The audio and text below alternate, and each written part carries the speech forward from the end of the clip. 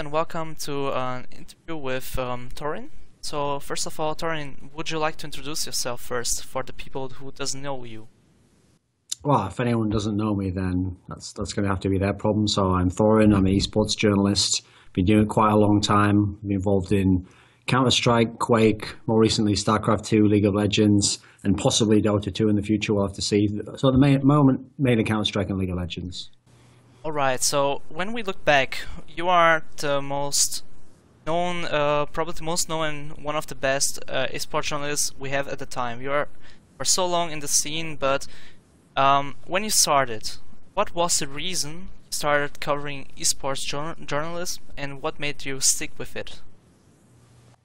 The reason I started wasn't any grand idea or anything. What happened was I used to know about esports, so that wasn't called it back then. It was just competitive Quake, basically.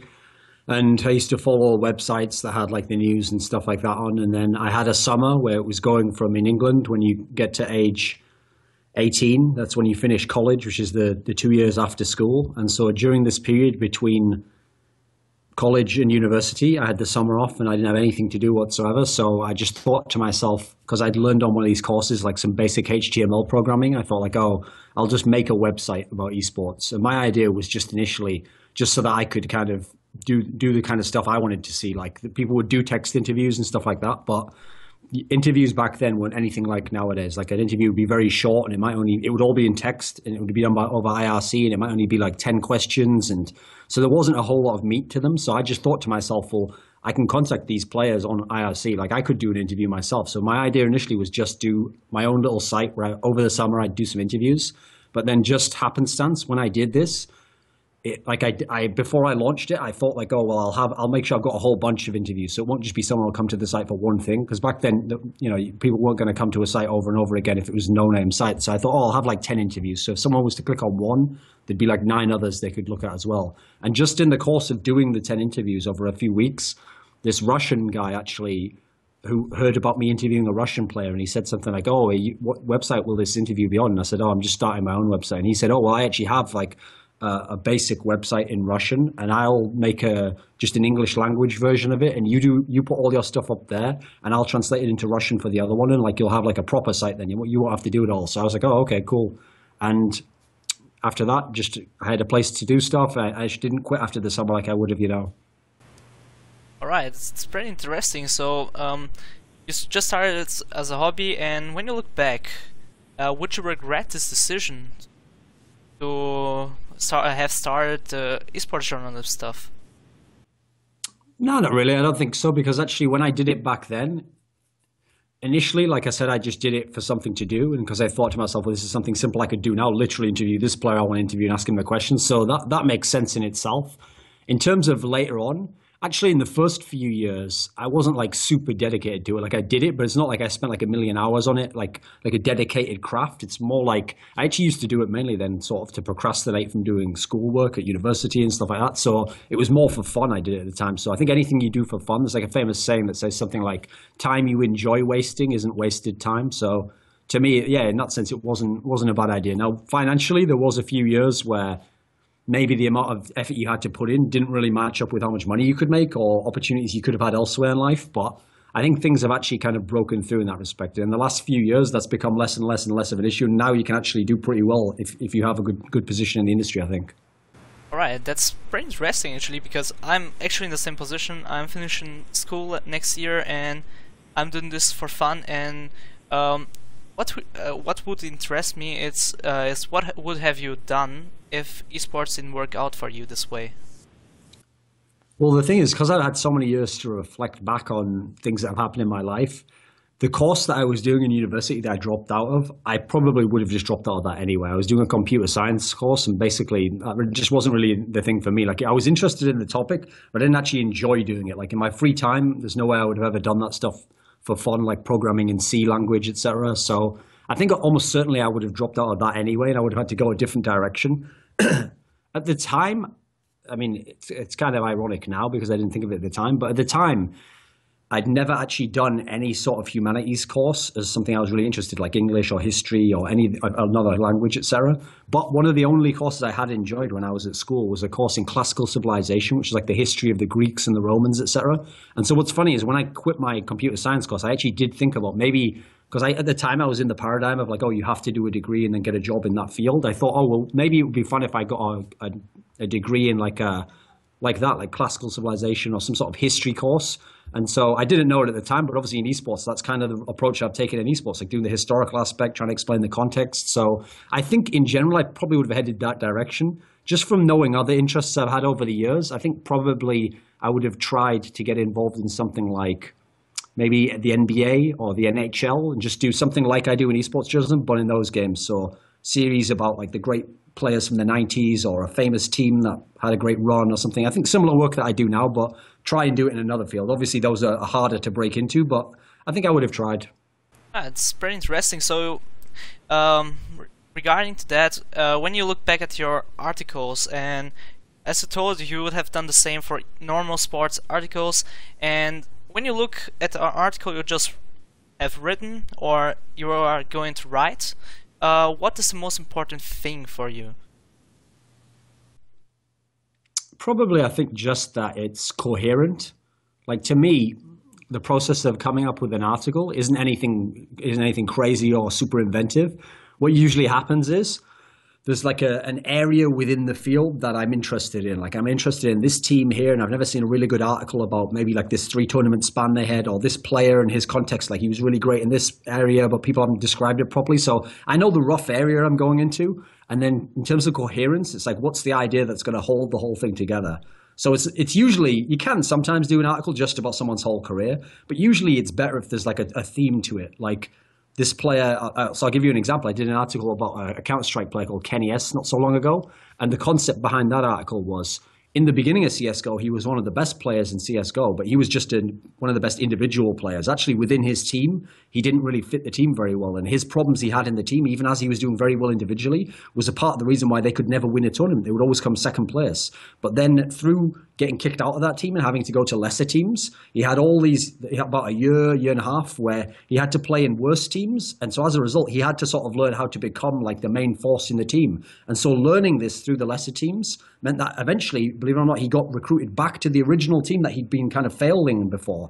But this time he came back and he was like the main star and he had all the game impact. And in fact, he still plays for that team now. And at the moment, the team isn't doing very well. He's carrying the team and giving them a chance. And so that story itself, once you kind of separate it from just individual matches, it's quite an interesting story. It makes sense. You can see the arc of how it goes there. He started off as a player with these problems, overcame the problems. Now he's kind of like embraced a different role. And so that's like an interesting story to me. So then there's the craft, obviously, like you have to be able to tell the story and know what happened in his career. But I think mainly you have to have the overarching idea like that keeps it all together.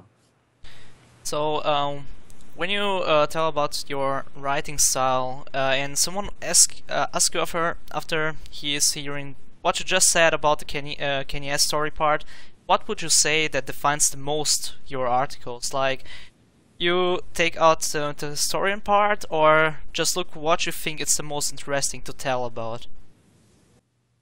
I think the thing about my style in general is that I actually learned this concept that there's a famous concept that a writer called Ernest Hemingway had, which is called the iceberg principle. And the idea was, if you know what an iceberg's like only 10% of the iceberg or something is above the water and 90% is below the water. So when you see the tip like that on the surface of the water here, actually the majority of the iceberg's down here, you can't see it. And so the concept was in this principle that if you're a really good writer, you shouldn't have to tell the person everything about the story or whatever you want to say. Just the 10% you tell them, being quite efficient and trying to say the correct thing, should infer or imply the rest. So even though they don't know the other 90% you said, it would make sense in terms of how they'd be thinking of it anyway. And so in terms of my work, initially, I used to be quite bad at that, actually. My style used to be the other way. I used to try and tell 100%. I used to give every detail of every single match and every single thing of the person's career. And the part of the reason why I made that mistake was when I was doing all this research, to do the research, I would be interested in some of these details. But like I said, when I described the coherence of the article, I wasn't kind of maintaining that principle that everything had to fit into the coherence of what was interesting about it. And so I was giving too much detail, actually. And so what I've learned to do is since then is you do the research to find out the 100% of the research, but then you figure out like what is the 10% or so that actually fits the story here. Like if I'm telling someone's whole career, it's unlikely I need to tell them about every single match and then every single moment, every single match. What I need to do is pick the ones that actually are important for the story and what the guy will care about who didn't watch those matches and what he needs to know to get the next part of the story. And once you figure that out, I think if you can do that well, and I don't always get it 100% right, but in general, I think the approach works. Once you do that, everything you write should have like a flow to it. Like it should make sense, even if this part wasn't known or this part you didn't add in. The parts that you did put there will just make enough sense that the story will go through.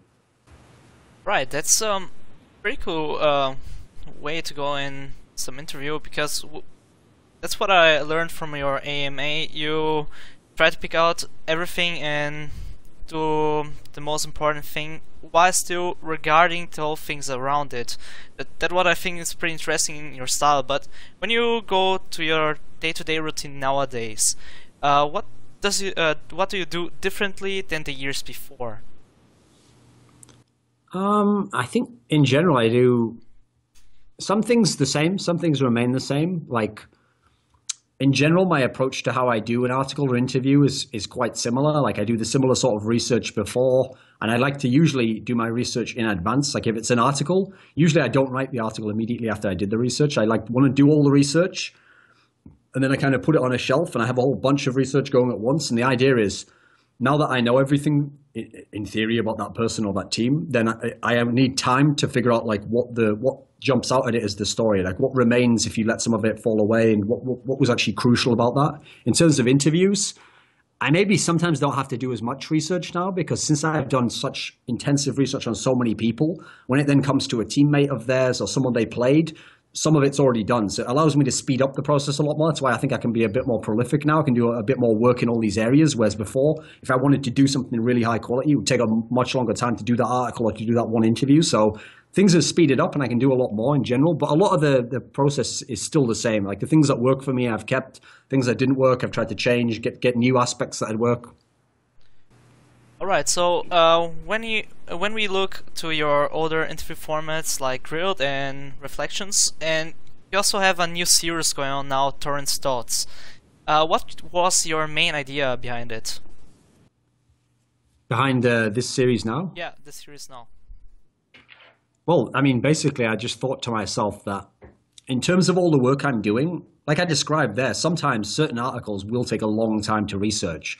And so the amount of time you have to put in, sometimes it pays off. Sometimes the article does really well or it just comes out really, really well. But the amount of effort you have to put into the article sometimes means that at the end of the week, it doesn't look like you've gotten that much done. Maybe you only got 2 pieces done. Maybe you only got 3 pieces done. It depends how many you're doing. And so it makes it look like so much work is going into not that much. And what I realized was the sort of thing that warrants the huge amount of research for an article is usually like some really important topic, but not every topic is important to that same degree. And so I would have lots of ideas all the time, and some of them I'd even start to try and develop into one article, but there just wasn't enough there. Or I'd start and I'd realize like, this isn't actually going to be that interesting to that many people. Like, this is probably just better left for something else, or I'll see if it ever develops into something that could be an article if more happens in the person's career. And so what I wanted instead was, since so much of my work, like you're describing here, Grilled, Reflections, even the text articles I would do, so much of them were like full on, really intensive, like describing a whole person's career and trying to do like a really long piece,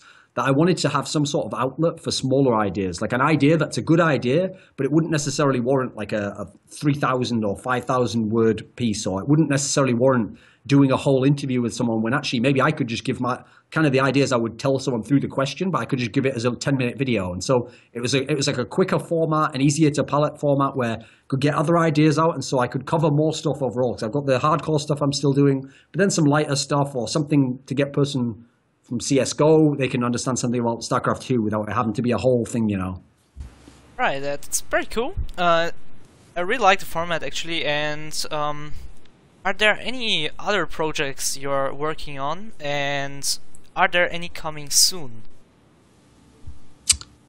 Yeah, there's a few I've got in mind. Like I want to do Mainly video stuff because a lot of my work is in text anyway. So I kind of got the text stuff outlined. But in terms of video stuff, I have some ideas. Like what I'm trying to also do with the Thooorin's Thoughts stuff is a lot of my other work in terms of video was always just interviews. So the best I can do in the interview is try and get interesting information out of the other person. But I have aspects that I could tell myself. And so in terms of another thing about doing long articles is the Thooorin's Thoughts is like for the shorter ones, but even in terms of long articles, because they take so much time to research and then even to write can take hours and hours, it means that actually you can only get so many done in a week. You could probably only get maybe 2 or 3 really long articles done in a week unless you just give up your whole life, you know. So I also want to have some sort of a format, which is just still me talking, but it will be a little longer than the Thooorin's Thoughts, and the concept will be something along the lines of, it'll be like what I would do in a long historical article about someone, except it'll be one of the ideas that I didn't pick to do as the text interview. So if say I can only get 2 done in a week that I text, I want to still be able to do something, you know, maybe something half an hour long about someone's career, and I can get more done in that respect. So I don't know what it'll be called yet, but it'll be something along the lines of like maybe the stories of certain players, or maybe a Hall of Fame type category. Something in those, that's what I've got envisioned at the moment. And I haven't figured out exactly how I'll do it, but it'll be coming soon, I think. Right, it's something we could hype already, and if you look back to your whole career as an esports journalist, what you do now, what you've done the years before, if you had to summarize esports journalism in one sentence, how would you do it? I'd probably say telling the right stories the right way. Alright, so that was the first part of the interview regarding esports journalists. Now I want to ask you a few things about esports in general and go a bit in depth in CSGO. Okay. Alright, so what are your thoughts on the general state of esports today? I think it's pretty good. I mean, in general, I think it's in one of the best places it's been overall. I think most of the games are quite developed and the scenes have gotten pretty good, and the international competition in general's there across the different scenes.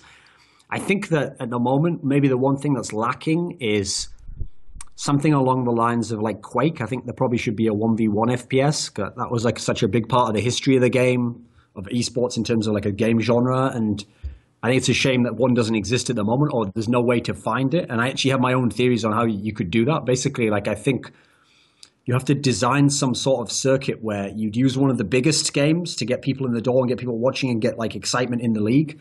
But then since Quake or something like that, those in general are quite easy to palette. Like people can enjoy them just on a basic level, aren't that super into the game. Like I've seen, Quake's one of the only games I've ever seen where when I would go to events where it would have a Counter-Strike tournament, a League of Legends tournament, a StarCraft tournament, all those players would also watch the Quake because it was actually the easiest to take in. So I think it would have the appeal there if you just had it as like a small side tournament. So it wouldn't even need much because there's only one player you have to send for each team, etc. So I think it could exist within that capacity. In terms of esports in general beyond that, I think there's a lot of positives, and then most of the negatives are just things that are attached to how the positive has been done at the moment that maybe could be developed further, but hasn't quite yet. Right, so summarizing it, you think there's still a place for some new Quake? Or some kind of 1v1 FPS game, yeah. Do you think something like Shootmania could be something, or the free-to-play format going now to Quake Live, and that Valve brought it to Steam? Could that work? I don't think those will actually change that much, because as far as I can tell at the moment, a lot of the people who organize the tournaments only seem to go based on like 2 factors. Either the game has to have a lot of players, or more importantly at the moment, the game developer has to put a lot of the money into the tournament. Like if the game developer says they'll pay all the prize money, then some of these tournaments will at least give it a try, you know, they'll try it out. So it sounds like Shootmania did that initially in those first few years that they had it going, but the game itself didn't seem to become that popular on the esports side of it. So I'm not sure that can work as a game. I think that maybe was a bit too simplistic as well. So it didn't even attract the hardcore FPS players. And at the end of the day, Quake itself was like mainly hardcore FPS players. So I think they messed up a bit in that respect. Unfortunately, I don't think Quake Live is going to make it, because even if it's on Steam, even if it's free to play, I don't think as a game it's going to attract enough people. It's not going to have millions playing it. I don't get the sense. So to me, it probably would have to be a new game. And I say Quake, just it could be a different FPS if it's really good. But the difference is if it was Quake 5 or whatever you want to call it, something like that would at least have like the name that might draw people in. Like a lot of people who play other games would at least try Quake 5 if they heard about the name. Oh, is this the new Quake game? And then yeah, if you started out free to play and you had some sort of clever formatting, so that like these free to play games, you can still make money as the developer through whatever it would be in this particular case. Then I think that would be the right approach, and at least that way we'd have a sense of if it even was possible for an FPS game. But at the moment, none of the FPS games have actually tried the models that are working for these new games like Dota 2, like League of Legends now. So it's hard to know, starting from the very beginning, if it would work.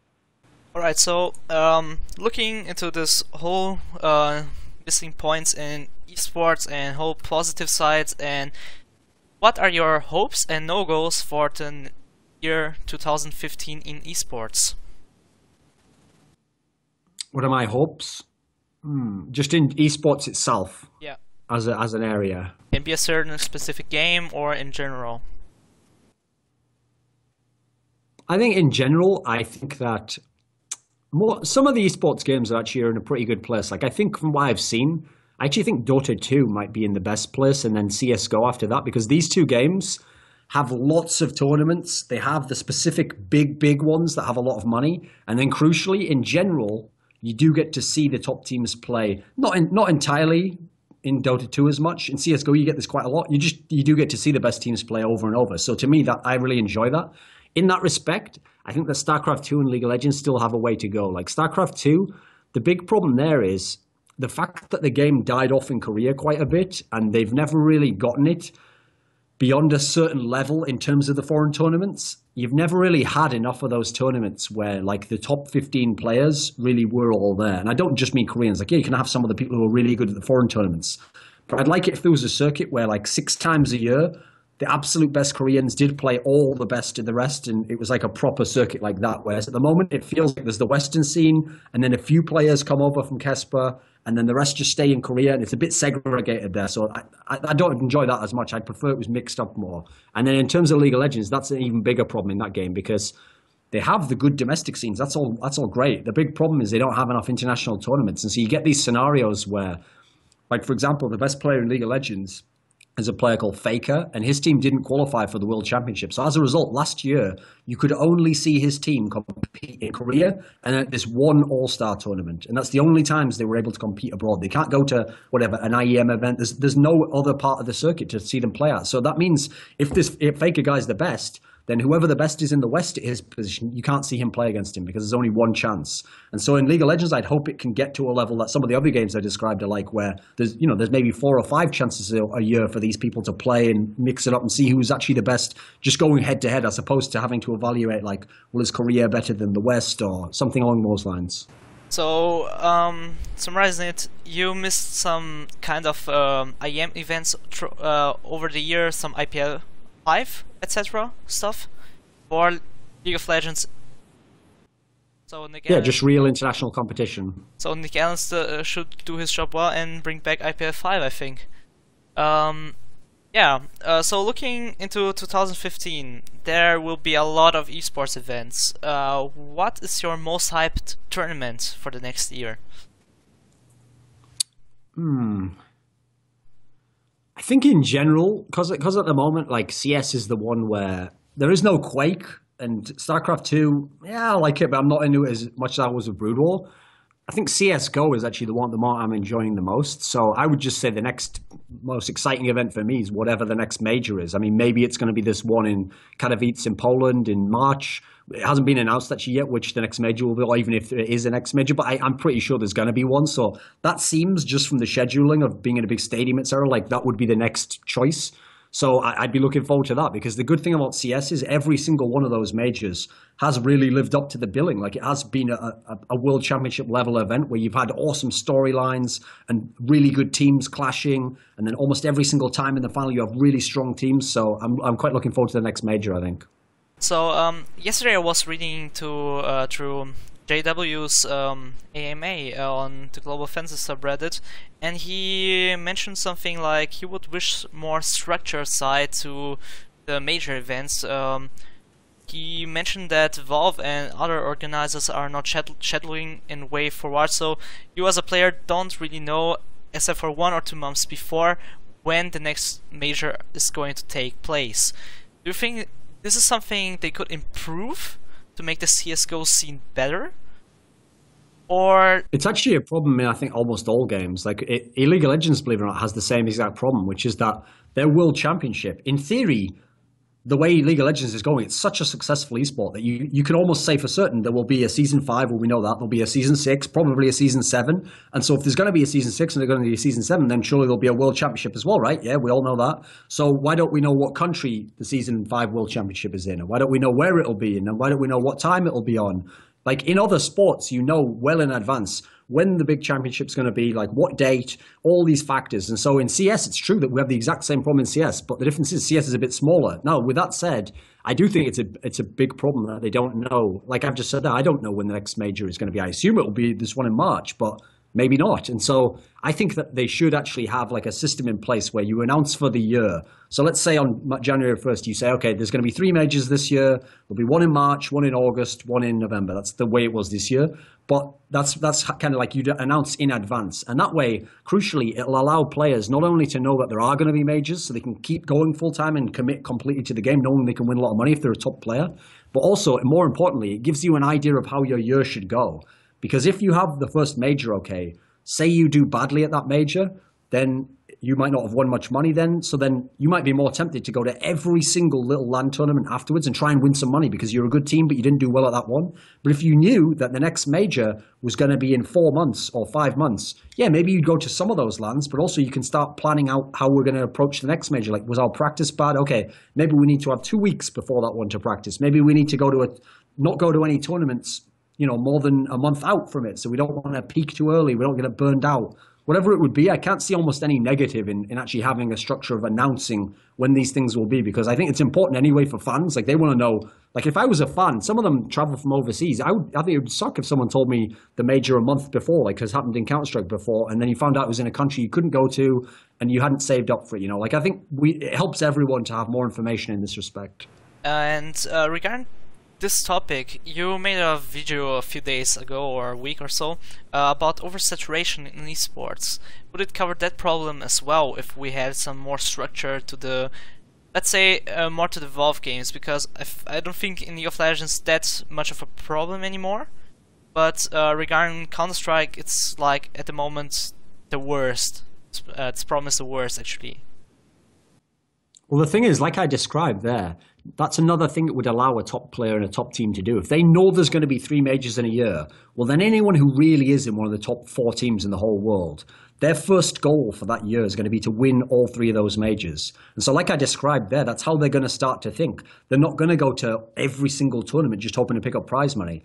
If you're like the Fnatic or LDLC and you really can win every single one of those majors, you're going to plan your year out appropriately. So actually there will be certain events that the timing for the event final will just be off. Like with thinking of the last one, maybe if you knew the event timing, you might have missed one of those tournaments. Like, I don't know which one you'd pick, maybe Face It or Fragment, whichever one you'd have picked in terms of you wanted to have more practice time, but you want to have a few weeks off before the big major so you weren't all burned out from the season. Whatever it was, it would give you the option to at least. And here's the thing, that's why it's not actually oversaturation to me, because if you chose to miss it out and it would help you in the major to win it, well then another team, so say the top 4 go to the Fragment Masters LAN, well then the 5th team would be the one that would be in place to go to that LAN, and then they could go and they could win some money, and then maybe they wouldn't have won the major anyway. So I think at the end of the day, all the money will trickle down to the right places, and it's not like all the top teams will have to go to every event. I think that's kind of overblown a bit. So I think having a more structure and knowing when things are will help in that respect, and then it's on the player. Then he can't complain to anyone, and it's up to him to decide then which tournament should I go to, which one should I skip, which one will I be burned out if I attend. Right, so in general, what organizers should know about this is bring more structure in and we are all good to go. And regarding to that, what do you think is more exciting for you to watch? Is it actually League of Legends, or are you still with Counter-Strike? At the moment, Counter-Strike's the most exciting to watch to me, because the thing is, when I watch a match of Counter-Strike, as long as it's top-level teams, then I can always find something in the game that's interesting, even if one team's completely dominating, because then I'm not just looking just only at the skill. I'm not just looking at, oh, this guy missed a headshot and that's good or bad. I'm looking like, okay, what kind of tactics are these guys running? Like, is this setup bad here? Is that why this team's getting attacked and defeated there? Is the setup actually good and the other team's outplaying them just individually? On the highest level, when it's the really good teams, like say the top 8 teams in the world, any of them playing each other provides like something of interest to me. Like I can get hooked into the match, I can get interested in it to some degree. League of Legends has its own appeal, and if you know enough about the scene, then especially the really good teams like the Korean teams can be very exciting to watch, very interesting. But I think in those games, like I don't have as much of a natural inclination towards the game to make it interesting. I need the other factors, like I have to know that that's the best player, and I have to know that like, oh, they're on a run of this many games. It's more external factors, whereas in Counter-Strike, I think the game itself just has more that I get out of it myself from knowing more and being around it more years. Alright, so let's change subject and go a bit more in depth to Counter-Strike then. Now there was a new patch on Counter-Strike, like fixing the all of pass and bringing a new D-Train and CZ nerfs. What do you think about this new patch in general, about the meta changes? Also, I think there was a M4 A1 nerf. So, what do you think this means for the competitive scene at a whole? Well, I mean, the biggest change to me is the CZ nerf, because I think when I look at it, I'm not sure. The problem is, I should probably state the context. I actually don't think it's a good gun. I think it shouldn't even be in the game at all. So to me, any nerf is good. Like, I don't care if the gun's now never used. That's what I want basically anyway, because like I said, I would take out the game.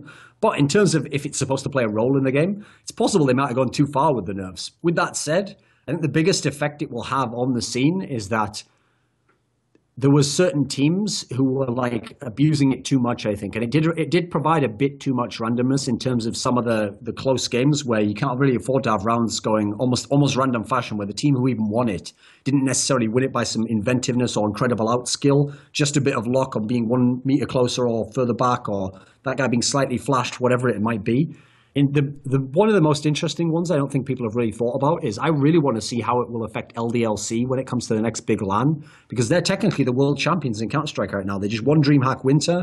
They're a very skilled team. They're clearly one of the best teams in the world no matter what. But they're by far the team that I thought benefited the most from the CZ, because actually, I think if you went back at DreamHack Winter, I haven't run the stats on this, but just from memory, in their big games, like against Fnatic, against NIP in the final, all I can remember on T-side almost is that they would lose the gun round with their actual rifles, and then they would buy the CZ, and not every time, but like a disproportionately large amount of the time, they would manage to win against full CT rifles and armor with just the CZ and turn the game around again and get back into a game or get ahead in a game. And so of all the top teams, they're the ones that I think could be punished the most by this, because I think actually their T-side was pretty weak and they had a lot of problems getting it working. And I think part of that comes down to like the roles of certain players. Like it feels like on T-side, they don't use shocks in the way that he traditionally has been used and likes to play. So I think they've got a lot to figure out, and maybe the CZ was propping them up a little bit and allowing them to get away with some things they probably shouldn't be and they should be punished for. So I want to see in the next few events, like I still think they must be a world-class team. They're a very, very good team, but I could see them dropping off a little bit, or maybe getting beaten by a team you wouldn't expect, or they won't win the next event. That's just like a sense that I have at the moment. Now, there's still a lot of time for people to adapt to all this stuff, but that's the initial sense I have for that nerf. So when we look back to the Fnatic and LDSC matchup, I remember every time in Inferno, there was when they brought the CZ and I got a T-side or CT-side round out of Fnatic just by what you mentioned, the CZ buy. So right now, as a player, when I play CSGO, and I don't even use the CZ anymore. I think the nerf was a bit too hard. It could have been a bit slighter, at least the damage of it. And certain, I think it's good in all that they nerfed the CZ, but now I see another problem, the Tech 9. I mean, on the counter side, I think the 5.7 is pretty balanced, but I think the Tech 9 is a bit overpowered now. They buffed it a little bit. I think they lowered the price or something, and all in all, I think the weapon itself is really good. What are your thoughts on the Tech 9? I think it's definitely more viable now. The main thing about the Tech 9 is, it's not that the CZ was OP for like one tournament and we saw it and then we complained and it got fixed really quickly. It's that it had been OP for months and months and months, and people had had time to adapt, where everyone was trying to abuse it, but then crucially, the best teams who also happened to be good with the Go weapon could abuse it, like I'm saying with LDLC, to an insane degree, where they were like better with it than the real guns that you're supposed to have. So I would actually have to reserve some judgment in terms of that. I want to see what happens when we've had like 2 or 3 tournaments, and the players who were the best with the Tech 9, just how abusive can it be? Like, is it just slightly? Do they just get a few kills out of it? Do they win a round here and there? If so, it doesn't matter if it's a strong weapon. It's not going to have that big an effect. So I only really care about the competitive side. Now, if there's a scenario like with Smiths or like with LDLC, where one player can use it to some disproportionately impactful, significant magnitude, then will be a real issue. And then I think now we need to tweak it, etc. But I always like to see how the players figure things out, because sometimes, from my history in other games, things seem overpowered, but they're actually not that overpowered once the pros have even a tournament to play against it. Right, so let's wait and see. And before we close out this topic, what do you think about the maps moment? I mean, they brought in new maps with the new Operation and a new D-Train rework. And what do you think actual about the actual map pool? And about the new map pool and the new Operation, are there any maps that could be good for competitive side, or don't you think they are as good, or need to be better in this type of sense to be able to be competitive? I haven't followed any of the new maps. I only follow the competitive side and watch the games that happen. So in general with the maps, I don't know how good the train rework will be, because I haven't seen a LAN on it yet, but I've always thought Train was a really good map, because I actually like the fact that Train's super CT-sided, because in general it forces only the best teams can win T rounds. It makes it very, very hard on that map. I like maps that are hard like that aren't just as open as some of the other maps in the past were. So I like there to be some extremes in the map pool. I always thought Train was a good map. Crucially, I think they have to kick Cobblestone out of this map pool. Like that's just a terrible map. It's never been good. It's only been good in maps where both teams didn't know what they were doing, and as a result, it was only good almost by happenstance. There's never been any truly great Cobblestone map where it was that both teams played amazingly on both halves, and it was so close, and what epic things, and people knew exactly what they were doing. I think it's a map where it's almost impossible to be good on. In fact, that's why I think you see the majority of teams steered away from it and just banned it and just hoped it never came out in the random third map selection in the majors, etc. And so I think that has to go. In general, I think the map pool's okay. I think some of the problems with the map pool actually were forced by the CZ and by like how powerful smokes are, etc. So I think the game being so CT-sided isn't necessarily to blame on the maps. Like I think once you fix some of those things, maps like Mirage, like Inferno will become not T-sided, but they'll become more T-sided. You'll be able to win more rounds and it'll be a bit more play to them and more styles of play will be viable. I actually think that as we go forwards, since I know they're never going to revert the decision they made before the first major, DreamHack Winter, and go back to the special edition versions of the maps, which I thought were much superior, I would like it if they would at least consider bringing some of the ideas from those maps into the newer versions of the maps. Like Mirage particularly was a lot better as a map than the current Mirage is. I think the old Train was, and that maybe in this rework we'll see that they've actually managed to fix some of the problems the original Train has, which is why actually every team just started to ignore it and didn't want to play it. There's only maybe 3 or 4 actually liked it. And so I think in general the map pool's not in a bad place. We see pretty good matchups as a result, but I'd like to get rid of Cobblestone, maybe consider tweaking some of the things that worked from the special editions. And then in terms of new maps, I don't think we need that many. Like my approach, if I had a choice, would be keep the same core of whatever 7 maps or whatever it's going to be, and just take out maybe one roughly every major and try another one. And then if that doesn't work, be willing to go back and then try a different one. And I'd rather just slowly bring it in and out. That way, if there's only one new map you have to learn and bring in, it will naturally, you'll figure out the evolving meta of it. Like, okay, teams will figure out how to play against it. Teams will know if they have to ban it or play it. It'll have a logic to it. Where the problem is if you bring in like 2 or 3 maps, now no one can get really good on them instantly. And you're just going to really you're going to make some of the games worse by making it just hard for teams to know how to play against that, because there's too much to practice. So I think just a more tempered approach and just gradual change is the right way. All right. So, do you have any thoughts on the season map, especially because it's a older map that was already in Source? I don't know if it was already in 1.6, but it's a community loved map or hated map, and they brought in now it's in CSGO. What do you think about that map in general? I think it's a decent map. Like, I would have to see it played a bit on proper lands, aside from obviously we had it at ESEAs, etc. But I'd like to see it at international land to really know if it was good, because I mean, no offense to some of those teams, but most of the European teams didn't practice that map, just tried to stay away from that map and didn't really. So we never really got to see the best teams, which were the elite European teams, fully dedicate to it. Like, when you know a map's good is if there is a team who's a really world-class team, but they maybe have a problem in one matchup, and the way they fix it is they practice that one-off map, and they get really good at it. So we saw some teams do it with Overpass.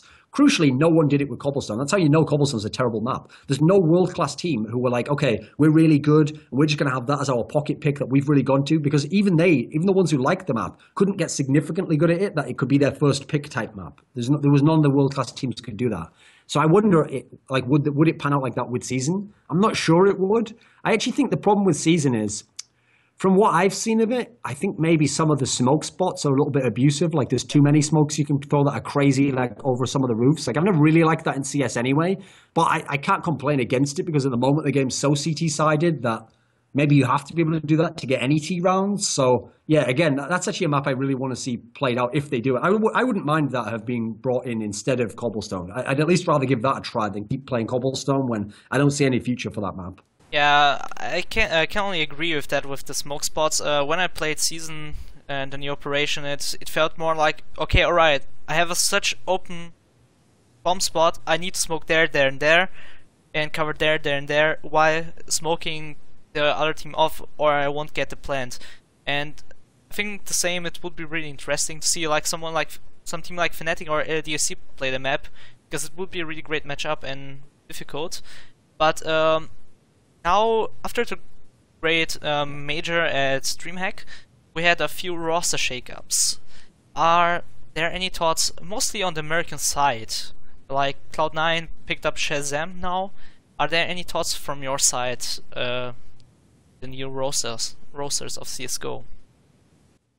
The biggest problem with the roster moves at the moment is that we haven't really had a big LAN, so we don't know who's actually good yet. But just based on what we've seen at the moment, or how we can speculate, I feel like, unfortunately, Cloud9 is going to go downhill, because to me, like, Hiko was like the rock of their team. Like, I always knew, admittedly, the last two tournaments were his worst he'd probably ever played for them. But historically, he's been the only guy on their team who always had a consistently high level and who didn't flop at the majors and didn't crumble, whereas some of their other players have shown a tendency to do that. So actually, I feel like for Cloud9, their biggest problem was they were already behind iBuyPower when iBuyPower had their good lineup, and now I feel like they're going to drop a bit more. Like, I think they can probably still remain second if they do things right, but with seeing some of these other teams like Mouse, Spars, and even Denial at the last LAN, I think those teams aren't that far from Cloud9's level now. Like, I think the next LAN that those teams all go together, Cloud9 could potentially drop to third best team, even though not any fault of Shahzam's. I just think that he's not Hiko. Now, the problem with Hiko is he's gone over to iBuyPower and made, like, what to some people's like a dream team, like a really good lineup of players, and maybe this is going to be the best team. But actually, they haven't been very impressive in terms of online matches. Now, I don't put a lot of stock into online matches. I just hope that means that there isn't like internal fighting because they've been losing, or maybe they kick someone before they even get to a LAN. I think if they do keep that lineup together, they do go to enough LANs and they figure shit out, then they should actually be like the best NA team. I think by far. I think if they figure things out with that lineup, they really could be like the fourth best team in the world. That sort of a level. I think that's really potentially within their future. Now, there's a lot of X factors and question marks before they get there, but I think the future for that team is very bright if they can keep it together. Admittedly, that will be hard in itself. And then in terms of the other teams, like I said with the Cloud9 one, I actually think it's a pretty good time for them at the moment in NA, because what's funny is, before these two roster moves on Cloud9 and iBuyPower, I know some of the North American players, I would constantly ask them, like, oh, like, is there any other player outside of your teams that you'd consider getting? And usually they would only bring up names who'd already been on Cloud9 or iBuyPower. And I would say, well, what about the other players? And they'd all be like, oh, no, they're all bad, which is like a famous thing in North American esports. They always claim that there's no talent, but there always is. And so I think you're seeing in these other teams, Mouse, Spars, Denial, that there are good players. So the question now is, let's get them to enough LANs where they have some experience and we know who's actually good, like not just who's good online or who's good when there's no pressure. And then crucially, I think if those players can then get into teams like Cloud9 or iBuyPower if they have problems and replace the players that are problems already in those teams, then potentially the NA scene can get a lot stronger than it's been recently, where it was just two teams basically.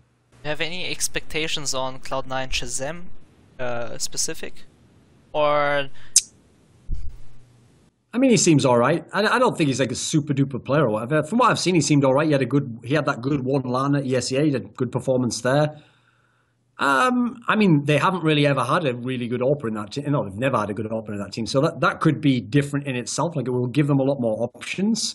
Their biggest problem for me is, like I say, it's not adding Shahzam, it's losing Hiko. Because to me, they're going to lose a lot of the consistency and just they're going to lose like whatever is 15 to 20 frags that you would get on a CT half. So I can't see how they're going to make that up when you've got Semphis and Sean Gares. Like, neither of them's really ever been able to be that good when the other one was the one leading. They've never been that great in the off role. And then nothing's been fairly shaky at all non-NA events recently, it feels like. So I feel like, if anything, the only way Cloud9 could get a lot better or could get to the level that they used to be at the ESL 1 Cologne where they made the round of 8 is if Shroud really gets way better. If he overcomes all of his nerves and he fully gets to the level he looked like he was at the beginning, maybe they can get there anyway. I haven't lost all hope. They have got one of the better tactical styles.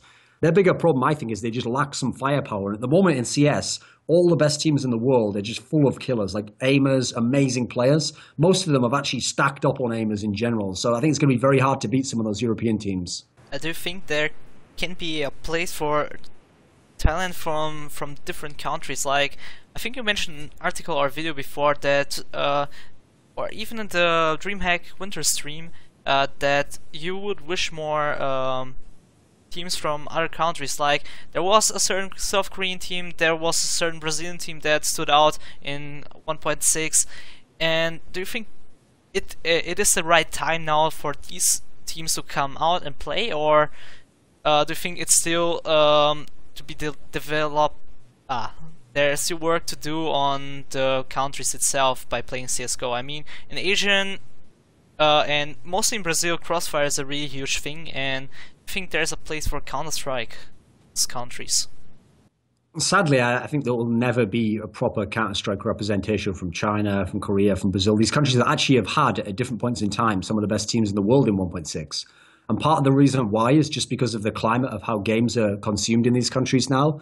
Like, in China and Korea, Crossfire is a huge game. Like actually, if you go into a PC bang, you're not going to see many people playing FPS. It'll be mainly League of Legends or StarCraft Brood War, believe it or not. But there will be the odd person playing an FPS, but it will never be Counter-Strike. It will always be like Crossfire, or like they had other versions there. I think it was one called like Sudden Attack or something. They were like all Korean-made games. And so the thing is, those games are all free to play. And there's some sort of chart that they make at the end of the year for all free-to-play games in the world that says how much money they've made.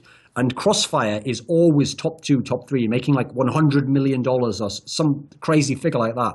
So as long as those games make that much money and have that level, I can't see how anyone in those countries is ever going to get to CS, going to play CS when you have to buy it, or there's ever going to be a burgeoning esports scene for those games. Like, it's already going to be hard enough in Asia to get people not just to go straight to League of Legends or Dota 2. So if they haven't already gone to those games, then that means Crossfire is going to catch all the people who want to play FPS. And to me, there's then no space left, really, for people to play these other games. Like, actually, something people don't know as well is that people who don't play Crossfire and who don't play CSGO, the other game they play that's even more popular than CSGO is Counter-Strike Online, which is 1.6 modified to be played online as a first person, as a free-to-play game itself, actually. And so even that's doing better than Counter-Strike Go in those countries. Like, actually, they just had like a championship for that game in Korea, in like Seoul, I think it was just when I got here, so about 2 weeks ago.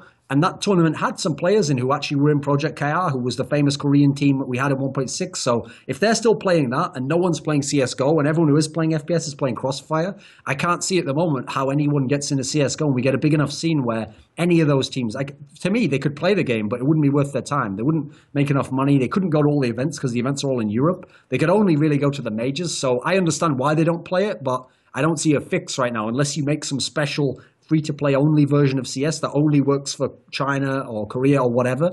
And just based on how Valve are at the moment, I don't think they want to do that.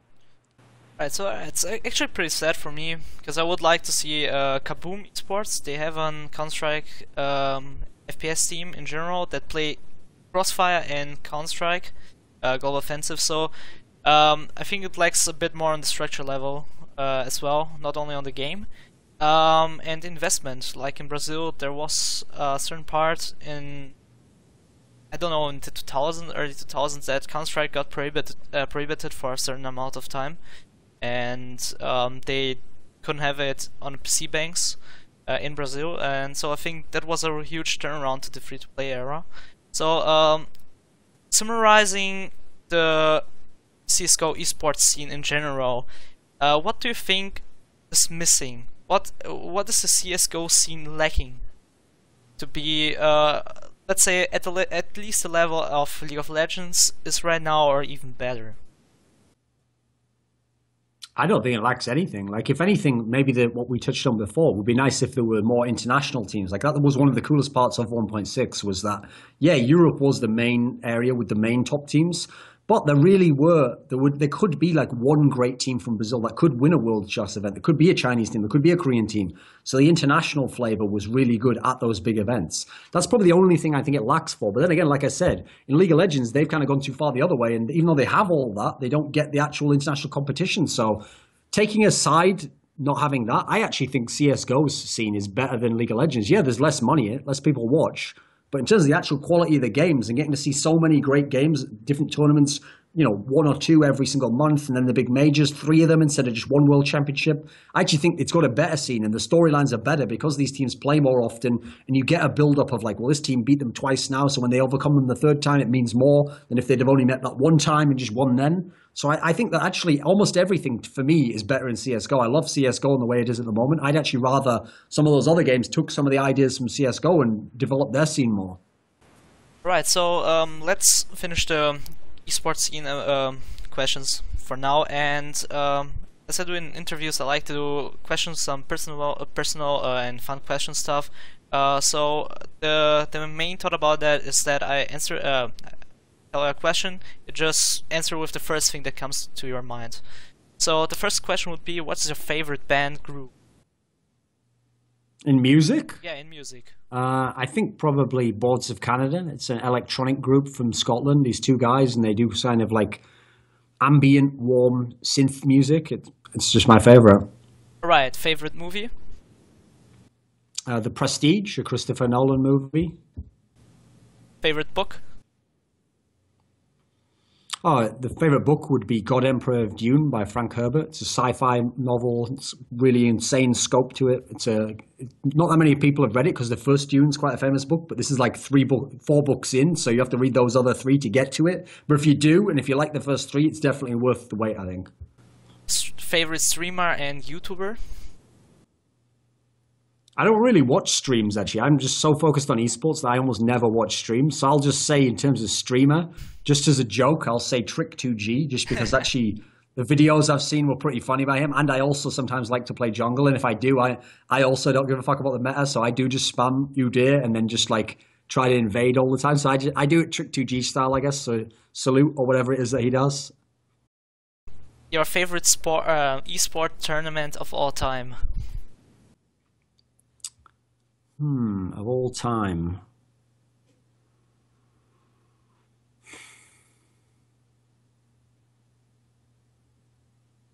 I think it's going to have to be, probably going to have to be in Counter-Strike. No, actually, I think I'll go with Quake, actually. I'll pick as my favorite of all time was the IEM4 World Championship for Quake Live. Because in this tournament, once it got to the semi-finals, we had some of the most amazing matches in both semi-finals and then the final. Because in one semi-final, Cooler managed to overcome Avec using this really bizarre defensive style that we'd never seen him employ before, and he did win. In the other semi-final, Cypher went up 2-0 over Rafa, and Rafa came back to win 3-2. And then in the final itself, it was 3-1 to Rafa, but actually every single game was really close. Both players could have won it, and so to me, that's like the most memorable because it had the best games and just like in the same tournament, match after match. So when you talk about your favorite tournament, what was your best and favorite matchup? Yeah, I mean, I think my favorite match of all time might be the IEM4 World Championship final, Cooler versus Rafa, because like I say, even though it was 3-1, so it sounds like it wasn't as close, actually every map was incredibly close. And crucially, neither player really had figured out the other player. It was like, between those 2 players, it was almost more of like a chess game. Like this one would make an advance here, and then the other one would adapt, and he'd come back with something, and that's what kept it so close. And actually, I think if you talk to those 2 players, I think they were each other's favorite opponent to play against because of that. Every game, you kind kind of had a vague sense of what it'd be like, but you knew there'd be some different things thrown in there as the players played like the game within the game of knowing what he did last time and what I can do this time. And I think it was just the most fun matchup to watch ever. And I think throughout their careers, that matchup always remained vital and fun. Right, so Thooorin, first of all, thanks for the interview. Was a great one, and before we close out the interview, are there any shout-outs you want to do? If you like to hear more about me talking about esports, go to my YouTube channel. It's Thooorin with 3 O's instead of just 1. And then I have Twitter, Facebook. It's all the same stuff, Thooorin with 3 O's. And so everything I do will be on there. If you enjoy it, come and see it. If you don't, click X, I guess. So for all of you, I will link it in the description, so be sure to check it out. And thanks for all of you watching, and have a great time. See you in the next interview, I think. So, bye.